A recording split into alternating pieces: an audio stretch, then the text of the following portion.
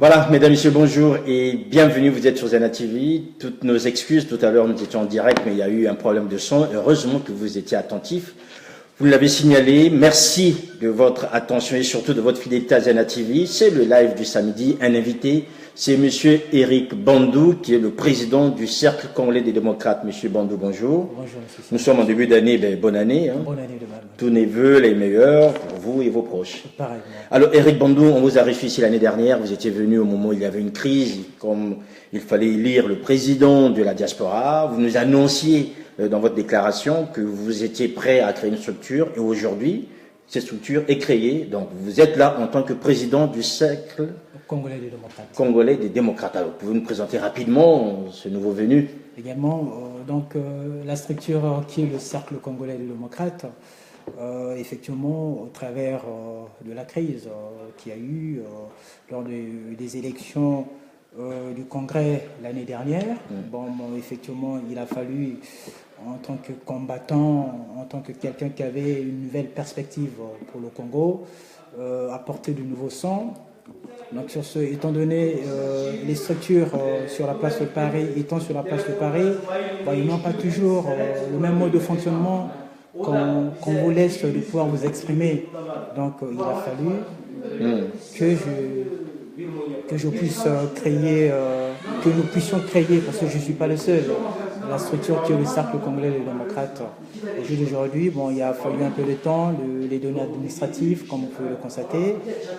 Administrativement, tout est rentré dans l'ordre, mais avant cela, nous avons quand même travaillé dans le calme avec ceux qui font partie de la structure. Donc voilà, au jour d'aujourd'hui, je me suis permis de venir quand même. Voilà. Est-ce que Eric Bandou, cette structure n'est pas une énième structure dans cette famille des structures politiques congolaises ici de la diaspora? Parce qu'il y en a déjà qui existent, on dit que la diaspora n'est pas trop structurée, il y a trop de chefs, il y a trop d'associations, il y a trop. Est-ce que le cercle démocrate des Congolais n'est pas un cercle de trop? Vous savez, M. Jean-Makosso, effectivement, je ne saurais pas à décrire, soit à incriminer les structures existantes sur la place de Paris. Moi, ayant une nouvelle vision du Congo, parce que quand j'essaie de regarder, le monde bouge, comme vous pouvez le constater. Il y a l'élection de M. Emmanuel Macron, président de la République française. Il y a là actuellement, récemment, l'élection de M. Georges Weah, l'ancien joueur du Paris Saint-Germain. Donc il a fallu quand même apporter cette nouvelle vision, ce nouveau sang dont le Congo a besoin. Parce que de ce cercle également, l'idée m'est arrivée au travers le congrès de Congolais que nous avons eu de l'étranger l'année dernière. On avait parlé d'un thème qui semble déranger l'homme politique congolais, le concept que aussi pratique le président actuel français, le concept de la moralisation de la vie congolaise. La moralisation de la vie congolaise, ce sont les valeurs, surtout cette valeur que incarne le Cercle congolais des démocrates. Voilà, les valeurs, alors la démocratisation, les valeurs. Aujourd'hui, on se rend bien compte que finalement l'actualité politique congolaise, elle est intense. Déjà, quel est votre avis au niveau du Cercle congolais des démocrates sur l'accord de Kinkala? Il faut quand même savoir que le 29 décembre dernier, un accord avait été signé. Le 23 décembre, pardon, un accord avait été signé avec le président Toumi. Déjà, vous, comment est-ce que vous l'avez accueilli, cet accord, pour finir, mettre fin aux hostilités dans le département du Poul? Bon, déjà, M. Charmakosso, en tant que démocrate, je ne peux que saluer les efforts effectués par les pouvoirs en place, disons le pouvoir de monsieur le chef d'État, y compris les soi-disant les opposants, que moi je ne considère pas opposants. Déjà, dès lors qu'il y a cessé de feu, donc il y a le concept de la paix qui s'installe. Et aussi, pour éviter qu'il y ait les bombardements qu'il y a eu tout le long de l'année 2016 dans le département du Pôle. Donc je m'imagine et je me mets à leur place. Donc, en tant que démocrate, déjà, et ça, c'est un succès. Voilà, donc qu'il y ait la cessation des bombardements, et ça, c'est... donc, c'est un succès que vous attribuez à Denis Sassou Nguesso ou non, c'est que... Mais vous l'attribuez à qui? Parce que c'est quand même lui qui est au cœur... Je ne serais... D'abord, Sassou Nguesso, M. Sassou n'a jamais été un démocrate. À ce que j'en sais, depuis la nuit des temps, puisque depuis les années 60, il est au pouvoir, son CV le bilan lui rattrape, donc il n'a jamais été. C'est lui qui crée des hostilités, c'est lui qui allume le feu, il est aussi capable de l'éteindre. Donc il connaît quels sont les moyens susceptibles qui lui sont appropriés et selon ses pratiques mafieuses pour pouvoir éteindre le feu et allumer le feu. Donc même, et quand vous me parlez de M. Ntoumi, M. Ntoumi, il a été choisi par qui en tant qu'opposant? C'est M. choisi. C'est M. Sassou qui l'a choisi. Donc M. Sassou, si vous pouvez me le permettre, c'est lui-même qui choisit ses opposants. Il choisit ses opposants dans un premier temps. Donc il a choisi, donc la liste elle est exhaustive, comme je peux énumérer cette liste. Donc pour moi, il n'y a pas d'opposants au Congo-Brazzaville. Il n'y a pas d'opposants au Congo-Brazzaville, et pourtant il y a des hommes quand même qui aujourd'hui se distinguent. Vous avez entendu M. Tchatsi Mabiala qui a été nommé, d'autres disent constaté, comme dirait Didier Mawel, en tant que président et chef de file de l'opposition congolaise. Mais M. Siamakoso, déjà, monsieur, que ce soit les messieurs Nsassi Mabiala, que ce soit les parfaits Kolela, que ce soit, je me laisse vous le dire, en tant que président du Cercle congolais des démocrates, nous venons avec ce concept de la moralisation de la vie congolaise. Donc pour vous, ces gens-là n'ont pas de moralité? Non, il faut changer la classe, toute la classe politique congolaise. Il faut la changer. Et parce que la même classe qui a existé depuis les années 60, l'on ne peut plus continuer avec la même classe. Aujourd'hui, nous sommes en plein 21e siècle. Ils ont échoué partout. Donc, moi, je me dis, et quand j'entends parler, vous me parlez de M. Sassou Mabiala, pour moi, ce n'est pas un opposant. C'est les candidats de Sassou Nguesso. C'est lui qui crée les opposants. Les opposants au Congo, il n'y a jamais existé. Est-ce que pouvez-vous imaginer, par exemple, un opposant posséder un passeport diplomatique? Et contenant s'il a été ministre, que cela soit un droit qu'il faut respecter, on parle bien du Congo il a été, en tant qu'État de droit, M. Pandou. Il a été ministre, M. Siamakoso. Moi, je vais vous dire, au Congo, il y a un scénario. Nous avons un chef d'entreprise. Le chef d'entreprise qui est M. Denis Sassou Nguesso. Depuis la nuit des temps. Il a des ouvriers. Et quels sont ces ouvriers? C'est des personnages, je crois que c'est des personnes que vous venez d'énumérer. Les messieurs Nsassi Mabiala, messieurs les parfaits Kolela, que ce soit les Ntoumi, ce sont les ouvriers de M. Sassou Nguesso. Donc pour moi, vous me parlez d'une opposition congolaise, elle n'a jamais existé, une opposition congolaise. Une opposition qui n'a jamais existé. On va revenir sur ces fameux ouvriers dont vous parlez. Vous avez suivi Denis Sassou Nguesso le 30 décembre dans son allocution à la Nation. Qu'est-ce que vous avez pensé déjà de ce message qu'il a adressé devant les parlementaires réunis en congrès? Mais, Monsieur Siamakoso, Monsieur Sassou Nguesso, pour moi d'abord, et c'est pas un démocrate, puisqu'il est en contradiction entre ce qu'il dit et la faisabilité sur le terrain. Donc au jour d'aujourd'hui, la donne en est que on n'est plus à l'heure de divertir le peuple congolais. Le peuple congolais en a marre. Oui. Même si le peuple congolais n'a pas, comment dirais-je, ce privilège de pouvoir s'exprimer. Moi étant ici en France, j'ai ce privilège de pouvoir m'exprimer. Donc pour moi, toutes les salades que M. Sassou Nguesso peut dire, et c'est nul et non avenu. Donc en tant que président du démocrate congolais... il y a quand même eu des choses, Eric Bandou, quand vous l'avez écouté par exemple, il dit c'est pas lui qui empêche les magistrats de faire leur travail, que M. Ngokakala pour faire des enquêtes, c'est pas lui qui empêche les commissions qui sont chargées de réprimer les crimes économiques ou encore toutes les gabégies qu'on a constatées, c'est pas lui qui empêche tout ça, Eric Bandou. Ce sont les hommes qui n'arrivent pas à travailler, donc quelque part... on peut peut-être lui faire porter tout le chapeau, mais il y a des hommes qui ne font pas leur job. Monsieur Siamakoso, mais moi je crois que depuis la nuit des temps, il n'a jamais été à l'auteur de tous les crimes qui se passent au pays. Et c'est toujours autant, et c'est le même discours. Et ce discours existe depuis même avant que je ne sois né. Donc moi je crois qu'au bout d'un moment, il faut arrêter et moi je dirais que ce sketch qu'il est en train de faire, qu'il ne cesse de faire depuis la nuit des temps. Donc aujourd'hui, et qu'il nomme ces hommes. Et ces hommes sont nommés par M. Sassou Nguesso. Donc, et comme il a toujours assumé, il n'a qu'à assumer ses responsabilités. Vous ne croyez pas quand il dit qu'il va lutter contre la corruption, contre la gabegie, des choses comme ça, vous n'y croyez pas? Mais M. Siamakoso, mais lui-même c'est un dilapideur. Le premier des dilapideurs au Congo, c'est qui? Mais c'est monsieur.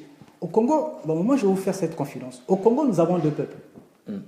Le peuple congolais doit le savoir. Il y a le peuple d'Nguesso et le peuple congolais en entier. Le nord, au sud et comme l'est. Mais M. Sassou, il est d'abord à la tête d'une structure, c'est-à-dire qu'en fait c'est comme au Vatican.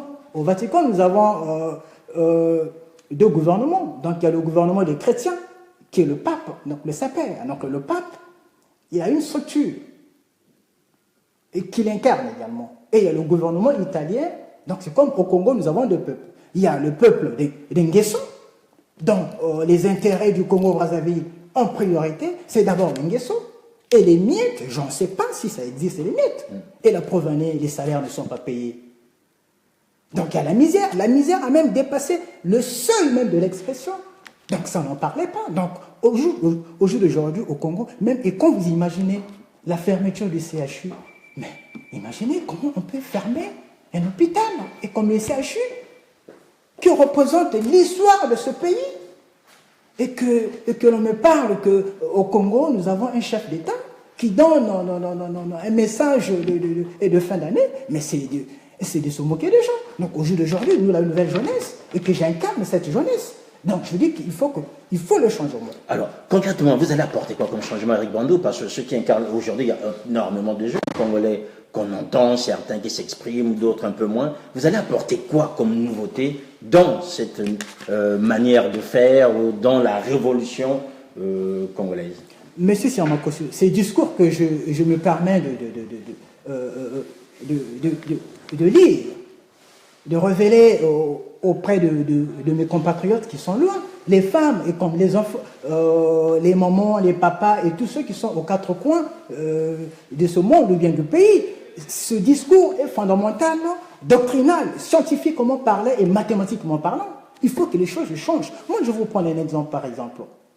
La matière élémentaire qui fait de l'être humain, qui est l'eau, ça n'existe pas au Congo. Et tout en sachant que le Congo, d'abord, se trouve dans une zone aquatique, qui est l'Afrique centrale, où les pluies sont abondantes.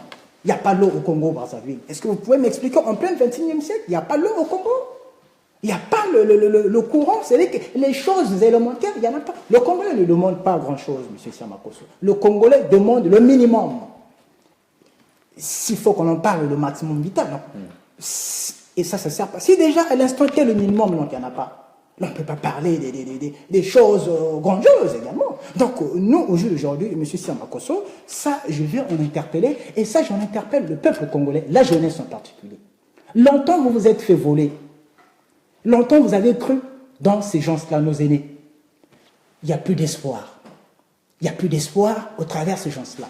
Ils peuvent beau venir vous dire des discours qui vont vous faire encore rêver. Depuis les années 60, ils sont au pouvoir.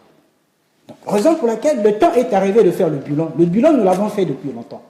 Donc, moi qui suis le président du Cercle congolais des démocrates, je demande à la jeunesse congolaise que nous puissions nous prendre en main nous-mêmes. Voici, prenez l'exemple de M. Emmanuel Macron. Il est de ma génération, et quand j'étais à la Banque Société Générale Private Banking, il était aussi un collaborateur. Nous avons même échangé les mails, avant que je ne sache qu'il serait le président de la République.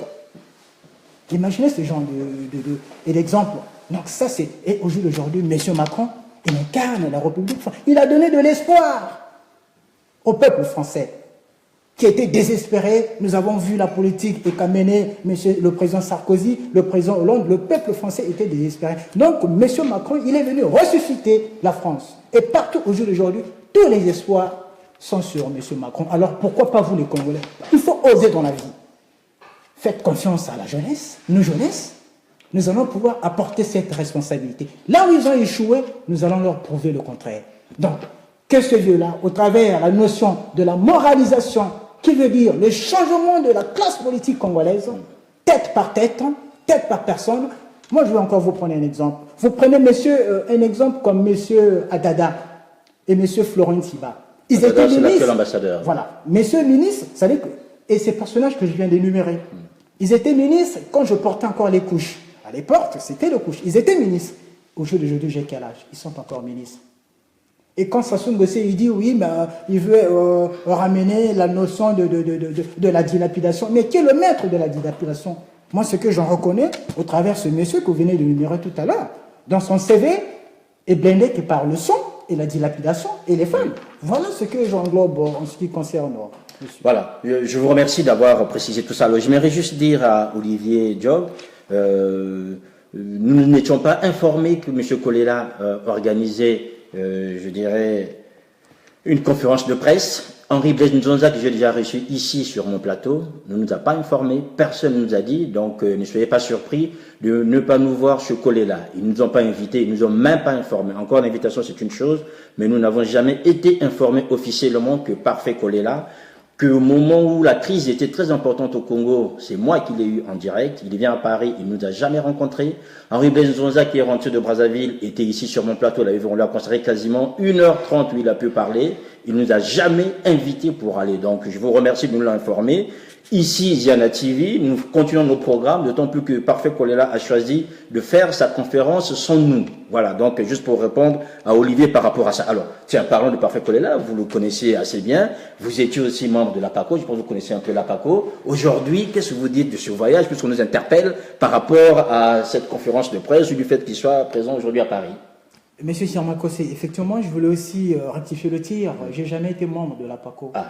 Autant pour moi. Et parce que pour être membre d'une structure, il faut avoir la carte d'adhérent. D'accord. J'ai jamais été membre. Mais par contre, en amont, M. Nzonza, nous avons été, et c'est un collègue, nous avons fréquenté à la fac. Oui. Donc, nous avons gardé des bonnes relations. Donc, voilà. Aujourd'hui, il a choisi son chemin. Donc, nos chemins se sont séparés. Donc, voilà. D'accord. Alors, déjà, Parfait Kolela à Paris. Est-ce que vous pensez qu'aujourd'hui, en parlant d'opposition, lui, il soutient sa démarche en tant qu'opposant? Mais, M. Sirmakosso, je venais de le dire tout à l'heure, donc je crois que je vais encore le réitérer pour que le peuple congolais m'écoute. Monsieur Parfait Kolela ne peut pas, il agit en tant que qui? Est-ce que lui c'est pas un opposant? Enfin, c'est pas un opposant, aujourd'hui il est bel et bien inscrit dans l'opposition. Mais il est venu, qui l'a nommé dans l'opposition? Enfin, nommé. Mais moi ce que je vous ai dit, c'est que je vous l'ai défini. Monsieur Parfait Kolela, qui s'assoit, il n'a jamais existé une opposition au Congo. Monsieur Parfait Kolela, c'est un ouvrier qui travaille pour l'entreprise de Monsieur Sassou Nguesso. Il faut que le peuple congolais m'écoute. Il faut que le peuple congolais m'entende. Monsieur Parfait Kolela n'a jamais existé en tant qu'opposant. C'est un ouvrier de l'entreprise de Monsieur Sassou Nguesso avec les autres, les Nsati Mabiala. Et la liste, elle est exhaustive, mais je vais énumérer. Donc, déjà ce dernier, et moi je crois qu'il prend même le culot de venir ici à Paris pour venir dire quoi? Et quand tu es chef d'une structure, et quand tu es chef d'une maison, responsable d'une maison, on bombarde ta population.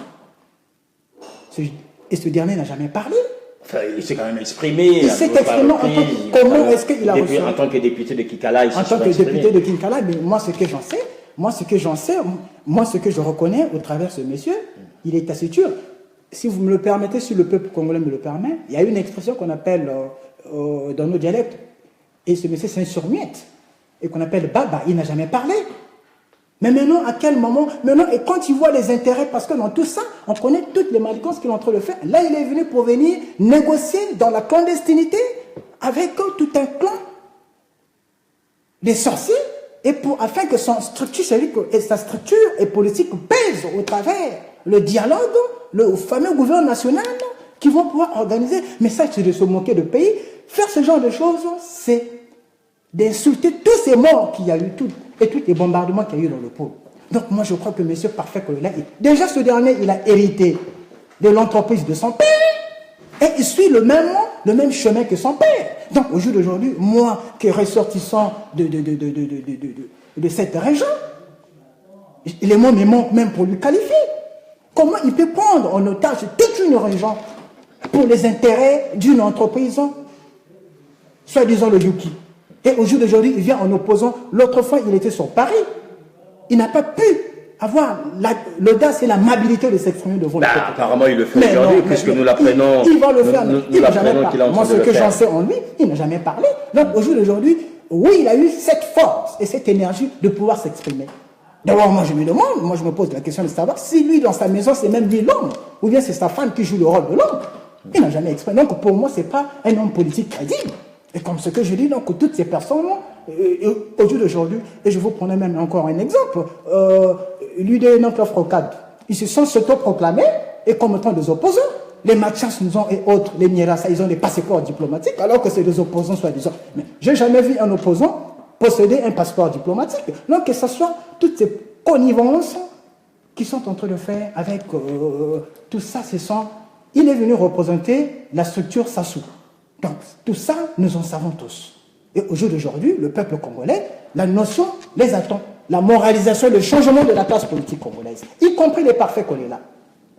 Tous, ils doivent partir. Ils doivent laisser la nouvelle classe Donc, politique, les collègues, les collègues, tout ce monde, tous ils doivent partir. partir. Il faut balayer la nouvelle classe politique, la jeunesse, l'heure est arrivée, nous allons prendre nos responsabilités. Quelles sont d'autres personnalités que vous voyez dans cette jeunesse qui peuvent accompagner le discours qui est le vôtre aujourd'hui? Mais dans cette jeunesse, j'ai même une liste que j'ai eu à énumérer, et je pourrais même vous les citer. Et je crois que ceux qui m'entendent, donc moi je crois que ce soit même sur la place et de Paris, il y a par exemple M. Régis Voumina, il y a M. Donald, et que pour le combat, il y a M. Andrea Gombe, il y a Guélor Poibou, il y a le jeune maître, il y a monsieur un compatriote, donc Mandela, il y a Marianta, il y a Roland Mito, il y a Bernard Pungui, il y a Francis Boqueteur, la liste, il y a beaucoup de choses. Donc, en fait, il y a beaucoup de gens qui sont susceptibles de jouer. Oui, mais finalement, pourquoi vous ne formez pas une structure avec tous ces gens-là? Parce que tous les gens que vous avez cités, chacun est plus ou moins dans sa petite chapelle, hein, chacun a plus ou moins déjà sa propre structure qu'il gère. Monsieur Sirmakosso, il y a un dicton qui dit ce qui fait la grandeur du fleuve, ce sont les affluents. Oui. Au début, en fait, certes, on peut avoir un peu et des divergences sur certains points, mais nous avons un point commun, le point commun qui est le Congo-Brazzaville. Nous avons un point commun qui est le Congo-Brazzaville. Là, on peut avoir, c'est comme dans une politique, en fait, et quand l'on fait de la politique, il n'y a pas des adversaires, en fait. On peut avoir des divergences d'opinion, mais nous avons un point commun qui est le Congo-Brazzaville, le pays de nos ancêtres. Il faut aller sauver ce pays dans ce marasme. Il faut aller sortir ce pays dans ce gouffre également. Et quand j'essaie de regarder, par exemple, les pays qu'on a laissés hier et qui étaient derrière nous, ces pays, et dont on se moquait de ce pays, je le respecte pour ces continents. Mais ce pays nous a dépassés. Et quand je vous ai dit que déjà, la matière vitale qui est au centre de la survie de l'être humain n'est pas au Congo, l'eau. Vous croyez que vraiment l'on peut parler? Le Congo n'est pas une nation, comme disait mon professeur Antenne Saïd. Le Congo n'est pas une nation à l'étape. Et moi, je vous le dis et je vous le défie. Quand M. Sassou partira, vous allez voir comment nous allons pouvoir mettre en place le processus démocratique au Congo. Très bien, M. Sassou devrait partir sans doute. Alors, venons maintenant au moment où vous êtes aux affaires. Il y a quand même un problème aujourd'hui déjà en termes de responsabilité par rapport à la gabégie, tout ce qu'on a connu aujourd'hui. Le FMI est en train de demander au Congo de travailler sur toutes les questions liées à la corruption. Qu'est-ce que vous allez faire en tant que démocrate congolais? Déjà, je salue en passant la déontologie de Mme Christine Lagarde, qui ne cesse pas, et je lui demande également, et qu'elle ne cesse pas les avances du pouvoir actuel. Ils ont demandé l'aide financière. Mais je crois que vous le connaissez autant que moi. Donc l'aide a été refusée. D'attendre à ce que le départ de ce dictateur, une fois qu'il sera parti, et que le renouvellement de la classe politique enfin, mais le sera mis en ne place. parle pas de renouvellement de classe politique. Mais de toute façon, M. Sirmakosso, une fois qu'au travers de la question que vous venez de me poser, après, nous allons pouvoir instaurer l'état de droit au Congo. Donc ça veut dire que les gens pourront être poursuivis par rapport à leurs responsabilités. C'est là où nous allons pouvoir, c'est-à-dire mettre le processus démocratique au cœur même de l'expression. Et parce que lorsque l'on parle de la démocratie, c'est bien bon d'énumérer la phase, mais la faisabilité sur le terrain est pratique. Donc la faisabilité, ce serait par exemple des poursuites judiciaires. C'est-à-dire que tout ce qui appartient à l'État Congo, nous allons faire l'inventaire. Et nous allons faire l'état, c'est-à-dire que l'état de droit, c'est-à-dire que si nous allons pouvoir soit faire une règle de droit, il y a même des gens qui ont des appartements ici en Europe, ainsi par là, nous allons faire une règle de droit, combien il gagnait ce dernier. Donc tout ce qui appartient à l'État congolais, comme nous allons restaurer la vraie démocratie au Congo, l'État congolais va récupérer tout ce qui lui appartient. Alors aujourd'hui on parle beaucoup, Monsieur Bandou, de la diaspora. La diaspora, comment est-ce que vous jugez-vous l'action de la diaspora par rapport à cette actualité politique? Est-ce que la diaspora fait son travail? Bon, moi je crois que, et par rapport, parce que j'ai parlé et j'ai eu à entendre parler le fameux la fameuse table ronde, non, c'est ça dont vous parlez ou... Oui, mais enfin, la table ronde et puis d'autres initiatives qui ont déjà été prises. Il y a donc ce qui va se passer à Nice le week-end prochain, cette conférence à Nice, mais il y a aussi toutes les autres initiatives. Est-ce que pour vous, aujourd'hui, la diaspora fait son job par rapport à la situation du pays? Moi, je peux vous dire, Monsieur Sir Makossé, je peux vous l'affirmer qu'en tant que président du Cercle congolais des démocrates, là, nous sommes en train de travailler dans l'ombre, dans l'obscurité, efficacement, puissamment également. Donc la diaspora, moi je crois que est sur le bon chemin. Nous travaillons nuit et jour. Malgré les dispersions, malgré les dispersions, nous travaillons les également. Problèmes, malgré aussi le fait qu'il n'y ait pas des leaders. Nous travaillons, M. Sirmakosso, Nous travaillons de façon pérenne également. Nous travaillons de façon efficace, dynamique. Donc moi, je crois que même là, les résultats sont là. Parce que M. Sassou, par exemple, et quand la même visibilité qu'il avait au travers les responsables d'ici, il n'a plus la même cote. Donc nous avons verrouillé partout. Là, nous sommes en train de verrouiller. Et pour pas longtemps, et je crois que les résultats seront là. Pour pas longtemps. On travaille. Et quand on travaille efficacement, il ne faut pas faire du bruit. Nous travaillons dans l'ombre, mais efficacement. Alors, on va arriver à la fin, M. Bandou. Donnez-nous le calendrier, le programme, puisque aujourd'hui, officiellement, vous êtes reçu en tant que président du Cercle congolais des démocrates. Quel va être le calendrier pour cette année 2018? Bon, pour cette année 2018, bon, déjà, le vrai premier problème dont nous avons, c'est le problème du Congo. Bon, et quand j'ai entendu parler qu'il y a la fameuse table ronde qu'ils vont pouvoir organiser par des gens qui habitent à Nice, bon, nous personnellement, nous ne reconnaissons pas cette fameuse table ronde. Voilà, donc c'est déjà une question, une réponse que vous donnez à quelqu'un qui s'est demandé ici, que pensez-vous de la table ronde qui aura lieu à Nice du 12 au 13 janvier? Mais cette table ronde dont on parle également, elle sera composée de qui déjà? Si c'est les mêmes personnes... Vous allez retrouver M. Maleka, vous allez retrouver... Mais c'est ce que nous disons, j'ai du respect, et je crois que je me réserve le droit pour ne pas rentrer en conflit avec mes anciens, Monsieur le doyen Maleka, dont je salue en passant. Donc moi je crois que ça soit, même les autres, donc moi je crois que l'initiative qu'ils essaient de prendre de la table ronde, mais qui les a votés pour aller représenter cette table ronde pour se retrouver? Donc moi je crois que cela sera nul et non avenu, parce que nous, la seule condition que nous allons pouvoir émettre, et ce sera, c'est-à-dire qu'une fois sous l'égide de la communauté internationale, oui. Sous l'égide de donc pour vous, cette table ronde n'a pas de légitimité? Au jour d'aujourd'hui, vraiment, ça n'a pas de légitimité, parce qu'on retrouve les mêmes hier qui ont été aux affaires. Mais c'est pas... Donc, au jour d'aujourd'hui, c'est la nouvelle classe politique, le nouveau son, la moralisation. Nous ne voulons plus retrouver les mêmes personnes qui ont le pays. Depuis 60 ans, imaginez, ils vont se retrouver au niveau de la table ronde. Là, vous m'avez parlé, celui qui est soi-disant le représentant de Yuki, et qui est ici à Paris, qui est dans la clandestinité et qui veut maintenant parler. Mais tout ça, c'est quoi? Il est venu encore chercher les intérêts pour sacrifier encore les enfants du peuple, le peuple congolais. Donc, on ne vous verra pas à Nice, alors? Moi, personnellement, en tant que démocrate, président du Cercle congolais, donc des démocrates, cette initiative, vraiment, elle est nulle et non avenue. Donc, vraiment, ça n'a aucun fondement. Parce qu'on va retrouver les mêmes.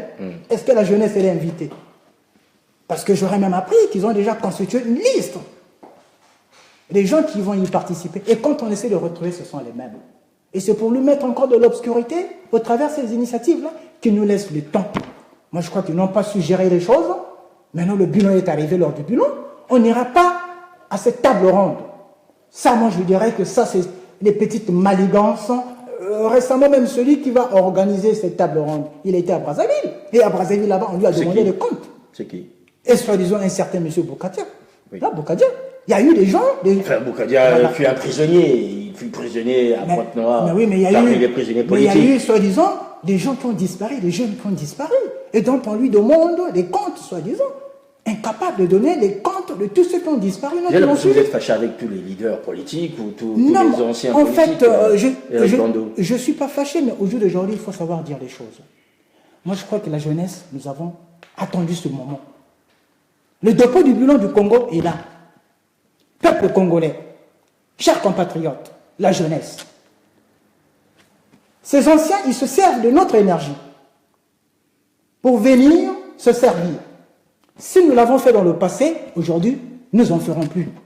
Aujourd'hui, la jeunesse nous-mêmes. Et je crois que je venais d'énumérer la liste de noms. C'est fini, stop. Nous-mêmes, la jeunesse, nous allons prendre des choses. Ils vont nous dire que nous n'avons pas de compétences. Et quand nous essayons de regarder l'apologie du népotisme qu'ils pratiquent sur le terrain, les données sont là, le bilan. Et si vous étiez chef d'entreprise, M. Siamakoso, et comment jugerez-vous votre entreprise? Et ce n'est pas au travers d'une rentabilité? Est-ce que Congo, depuis la nuit de temps, le Congo n'est pas rentable? Le Congo, on n'a jamais créé. Donc, au jour d'aujourd'hui, il faut maintenant passer aux choses sérieuses. Moi, je voulais vraiment interpeller cette jeunesse congolaise. Venez, ensemble. Et je crois que nous allons faire changer les choses. Là où ils ont échoué depuis longtemps, On est fatigué de ces discours, de quoi que ce soit les mêmes. Non. Laissez émerger la nouvelle classe politique, la nouvelle jeunesse, dont nous avons ce sang nouveau. Et non pas notre sang soit servi, même que ce soit même ceux qui sont en prison. Nous voulons que ça change. Parce qu'il y a aussi, c'est un point que moi je voulais énumérer, que ce soit même ceux qui sont en prison. Si au jour d'aujourd'hui, on vous emprisonne, on vous met en prison, M. Siamakosso, c'est parce que vous avez failli. Et c'est que parce que vous n'avez pas obéi aux ordres du maître. Voilà, pour l'instant, les dossiers sont vides d'après les avocats de ceux qui sont en oui, prison. Mais après les avocats, mais c'est que le maître n'est pas satisfait. Et je crois que la raison pour laquelle on vous a mis en prison. Donc, qui est le maître? C'est le chef d'entreprise que je venais de numérer tout à l'heure. Donc, que ce soit M. Jean-Marie Mokoko, que je respecte, il a fait 100 ans. En sortant de la prison, il n'a qu'à aller à la retraite. Il a eu déjà une retraite bien garnie. Donc, nous, aujourd'hui, nous voulons, c'est la nouvelle jeunesse. On ne sera plus là pour les acclamer. Non. Nous avons un bagage intellectuel. Nous sommes suffisamment blindés pour aller prendre les rênes, les choses au Congo-Brazzaville. Donc, je lance le défi. Si M. Macron, il est arrivé au pouvoir, nous aussi, nous arriverons au pouvoir. Et nous allons donner de l'espoir au Congo-Brazzaville, afin que tous ces continents qu'on a eu à laisser en arrière hier, qui nous ont dépassés, nous allons le rattraper. Mais je sais que le travail est immense. Et nous allons faire de grandes choses avec une détermination farouche. Voilà, le travail est immense, dites-vous, M. Bandou. On ne va pas l'achever aujourd'hui. On comprend très bien que finalement, pour vous, les anciens doivent dégager, laisser la place aux plus jeunes. Et certains disent aussi, un jeune sans expérience ne vaut-il pas, peut-être, ne vaudrait-il pas avoir à ses côtés un ancien? Monsieur Charmakosso, et moi, bon, et quand je parle également de changer toute la classe politique, mais bon, on ne serait pas à changer de A jusqu'à Z. Il y a quelques têtes, par exemple, et qu'on pourra récupérer. Par exemple, moi, je vous prendre un exemple. Au PCT, par exemple, mais tous, ils ne sont pas peut-être d'accord pour la politique que mène M. Sassou Nguesso. Il y a peut-être des gens, des jeunes dynamiques du PCT, qui peuvent aussi apporter du sang nouveau pour bâtir le Congo sur le droit chemin. Donc, moi, je crois que l'heure du bilan arrivera également. On verrait qui a fait quoi et qui a fait qui. Donc, c'est ça. Donc, moi, je crois qu'au jour d'aujourd'hui, nous allons pouvoir aller dans ce sens-là. Mais je voulais vraiment rassurer la jeunesse congolaise. Si vous avez vu Georges Weah au pouvoir, que ce soit toi le mécanicien, que ce soit même toi le footballeur congolais, tu peux aussi devenir président de la République. Il suffit justement d'avoir tes convictions, de ne pas s'abstiner, d'être comme un abstiné, aller jusqu'au bout. Et c'est ce que nous allons pouvoir faire. Et je sais que le chemin est long, on aura les épines également. Mais nous allons y arriver. La première des conditions est de faire partir le monsieur qui est là, et nous allons instaurer mathématiquement, scientifiquement la vraie démocratie au Congo. Et le Congo retrouvera le sourire, le fils du Congo. Que ce soit là où vous êtes, au nord, au sud, nous allons pouvoir redonner de l'espoir. Que vous ne croyez pas à ceux qui sont en prison, ce sera de Moïse. Non, ils ont fait le temps, ils doivent aller se reposer, de nous laisser la place politique, car le temps n'est plus tabulaire. Il faut qu'on aille jusqu'au bout. Pour ce qu'on... Merci Éric Bandou, j'espère que vous êtes allé jusqu'au bout de ce discours, c'est pas encore fini, vous allez organiser d'ici février sans doute la présentation officielle de votre cercle, le cercle congolais démocrate. Oui, donc là, et comme ce que je disais, donc on continue de travailler dans le calme et puis pérennement. Donc le mois de février qui va arriver, donc nous allons faire une sortie officielle.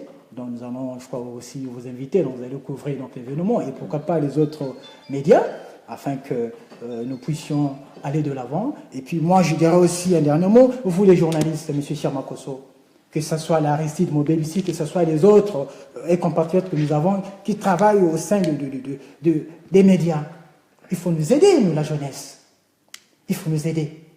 En ce sens que vous nous aidez dans notre initiative, afin qu'on change le Congo, parce que sans ça, et ce sera toujours les mêmes pleurs. On viendra toujours pleurnicher. Ici, oui, on a fait ça. Il faut que ça change. On va changer les têtes jusqu'à la personne. Le changement oblige. La moralisation de la vie de la classe politique congolaise. L'heure est arrivée. Je crois qu'il faut changer les choses. Voilà. Et notre aide aujourd'hui, c'est déjà vous permettre de venir ici, parler et vous exprimer librement au nom de vos convictions et du cercle des Congolais démocrates. Voilà. Voilà, mesdames, messieurs, je voudrais juste refaire une mise au point. Vous nous avez interpellé tout à l'heure par rapport à Parfait Kolela. Je réitère que les proches de Kolela ne nous ont jamais informé qu'il organisait une conférence de presse. Monsieur Nzonza, qui le représente ici, que j'ai reçu à plusieurs reprises sur mon plateau, ne nous a jamais informé.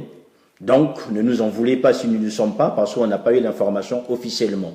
Je sais par contre que pour certains, ça aurait été important que nous soyons là-bas, mais on ne peut pas nous imposer dans un événement quand déjà les organisateurs ne nous invitent pas ou qu'ils ne puissent pas déjà nous informer qu'il y aura un événement, à moins qu'ils aient d'autres raisons pour ne pas le faire. Toujours est-il que nous continuons à faire notre job et surtout à poursuivre nos programmes dépendamment de ces calendriers politiques qui ne sont pas les nôtres. Voilà donc ce que je tenais toujours à dire. Je rappelle juste qu'on a pris quelques retards, mais dans quelques instants, je vais avoir le colonel Marcel Picard en direct des États-Unis qui va s'exprimer là aussi. C'est un rendez-vous qu'on a pris, qu'on va honorer. Donc restez en direct et surtout en ligne sur Ziana TV. Je vous remercie et à tout à l'heure. Merci encore, Eric Bondo. Merci, M. Sirmakosso.